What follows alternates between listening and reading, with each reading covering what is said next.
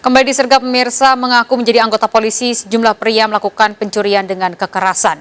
Pelaku berpura-pura melakukan penggerbekan untuk mengelabui korbannya. Polisi mengamankan 5 orang tersangka kasus pencurian dengan berpura-pura menjadi anggota polisi. Awalnya pelaku berpura-pura menjadi anggota polisi dan melakukan penggerbekan di sebuah rumah yang menjadi sasaran. Para pelaku berbagi peran untuk merampas barang berharga korban. Saat beraksi, kelimanya tak segan-segan melakukan kekerasan. Polisi juga mengamankan barang bukti berupa 4 buah telepon genggam. Para tersangka terancam hukuman 9 tahun penjara.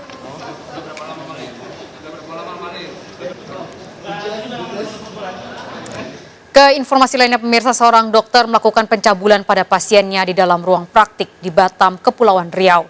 Korban yang curiga sejak awal diperiksa merekam pemeriksaan tanpa diketahui oleh dokter. Pelaku mencabuli korban dengan alat bantu seks yang disiapkan.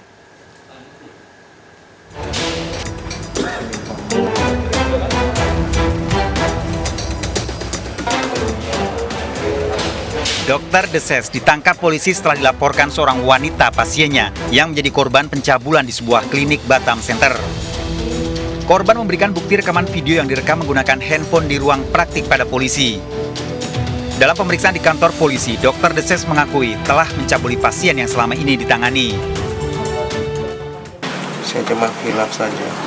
Khilaf ya Pak ya? Saya minta maaf dengan kejadian ini, saya khilaf. Khilaf ya Pak ya? Tapi Bapak udah berusaha untuk meminta maaf langsung kepada korban atau bagaimana? Sudah. Oke dok. Bapak tak sadar Pak waktu direkam Pak? Tidak. Hah? Tidak. Enggak ya? Hasil penyelidikan polisi, korban selama ini memeriksakan gangguan keluhan wanita pada Dokter Deses dan telah beberapa kali diperiksa. Namun korban curiga dengan perilaku dokter saat memeriksa sehingga mengajak kekasihnya yang menunggu di luar. Sementara korban memasang perekam dari handphone yang dibawa. Pemeriksaan yang ketiga kali, korban merasa ada yang ganjil, sehingga korban melakukan perekaman pada saat tindakan. Tindakan dilakukan kurang lebih setengah jam ya, untuk masalah keputihan, masalah kewanitaan. Setelah setengah jam, korban meminta untuk pacarnya gedor pintu, karena pintu dikunci oleh Dokter DS. Setelah itu korban keluar bersama dengan pacarnya di parkiran, baru korban melihat hasil rekaman video, disitulah korban kaget. Tersangka terancam hukuman 7 tahun penjara dengan barang bukti, rekaman video, dan alat bantu seks yang digunakan untuk mencabuli korban. Dari Batam, Kepulauan Riau, Gusti Yenosa, iNews melaporkan. Misal seorang pria yang mengendarai motor dengan ugal-ugalan dikeroyok sekelompok pria di warung internet Makassar, Sulawesi Selatan. Pengunjung warnet yang tidak tahu menahu ikut menjadi korban penganiayaan dengan senjata tajam. Para pelaku diduga jengkel dengan ulah salah satu korban saat mengendarai motor di jalan raya.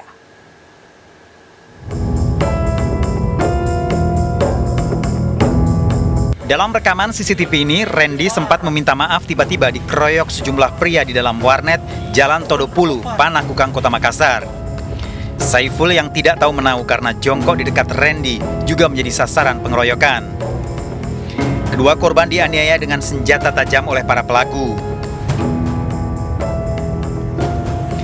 Usai menganiaya Saiful dan Randy, para pelaku juga mengancam pemilik warnet untuk menghapus rekaman CCTV. Randy dan Saiful karena mengalami luka akibat senjata tajam di kepala dirawat di rumah sakit. Para pelaku awalnya mengejar Randy karena mengendarai motor secara ugal-ugalan. Para pelaku menemukan Randy masuk warnet dan bersembunyi di bagian belakang. Sementara Saiful menjadi korban pengeroyokan karena salah sasaran. Dah tahu juga, tidak bilang-bilang terus. Enggak ada, maksudnya apa yang keluar dari mulutnya waktu dianiaya Bu? Apa? Itu sama itu orang. Nanu terus itu, bilang jangan dah tahu juga saya kurang, dah tahu saya kurang. Kau dah tahu masalah, kemungkinan korban satu itu yang punya masalah.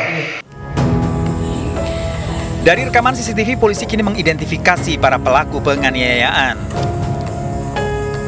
Ini yang sementara kami dalami keterangan dari korban bahwa dia bertemu dengan pelaku berawal dari laka lantas, kemudian korban dikejar masuk ke dalam warnet.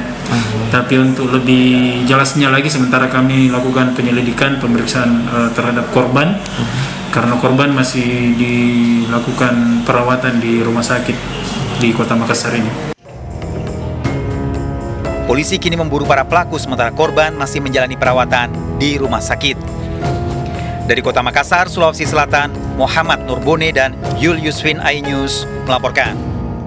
Pemirsa, melanggar protokol kesehatan pesta kelulusan siswa SMA yang digelar di Gedung Pola, Kantor Bupati Kuala Tungkal, Jambi, dibubarkan polisi. Sejumlah peserta berjoget tanpa menggunakan masker dan tidak menjaga jarak.